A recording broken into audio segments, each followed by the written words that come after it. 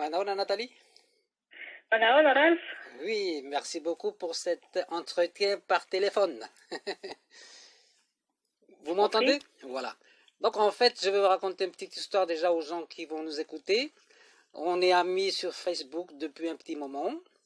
Et Mhm. puis il y a 2 semaines, j'ai eu l'occasion de vous voir en vrai, comme on dit, donc à l'occasion de la présentation des livres de Docs. Donc on a beaucoup sympathisé.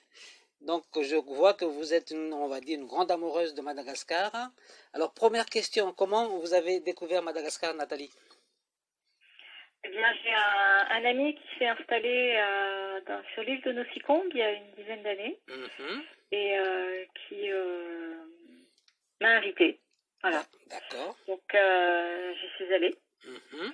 et j'ai j'ai découvert cette île, enfin Nosicombe, et puis j'ai apprécié. Et quand je suis rentrée en France, j'ai eu envie d'y retourner.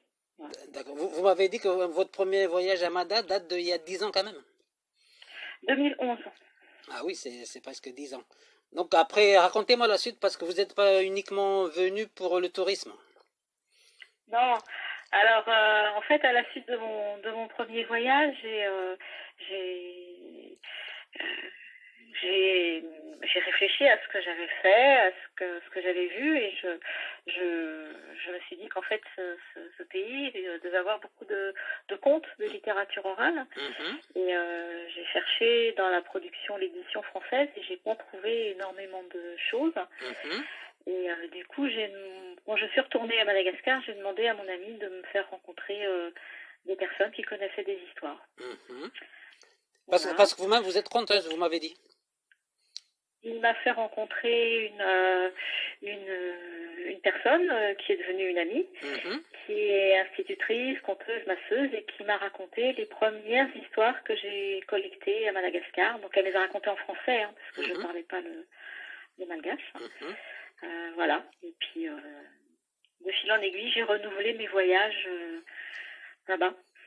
Vous êtes parti presque tous les ans à Mada. À peu près tous les Presque 2 ans, tous les 2 ans. Mhm. en essayant de donner à chaque fois une forme différente à mon voyage. Mhm. Et puis il y a une chose aussi que je voulais raconter aux gens qui nous écoutent. En fait, vous organisez une exposition photo donc sur vos différents voyages à Mada à la librairie de Melun. Donc comme Ouais. on pouvait pas, moi je voulais y aller, mais avec l'histoire du reconfinement là, donc ça va pas être possible. Donc je me suis permis d'exposer quelques-unes de vos photos donc pour les amis de Facebook, si vous êtes d'accord. Je suis tout à fait d'accord. C'est très, très gentil de nous intéresser à mon travail. Mhm, ben on a bien sympathisé, hein. Donc il y a l'amitié Ouais. sur Facebook, mais il y a aussi l'amitié en vrai. Ouais. Voilà, donc j'espère que, bon, je vais montrer déjà une petite partie donc sur Facebook. Mais racontez-moi Mhm. quel endroit vous avez vu à Madagascar, quel endroit vous avez visité.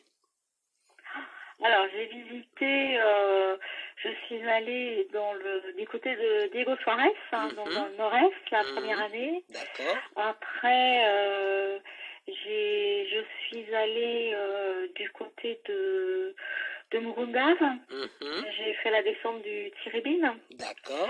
Je suis allée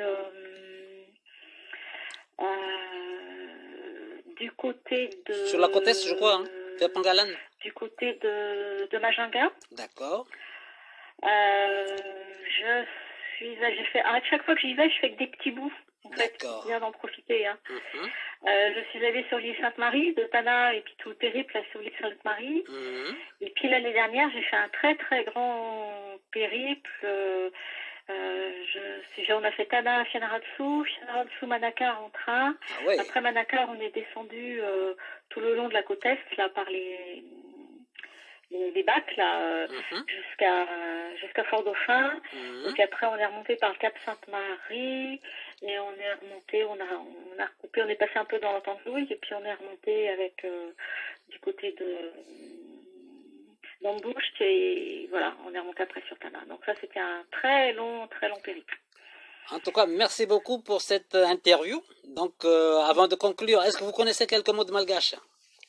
Un tout petit peu, ouais. Allez-y, lancez-vous.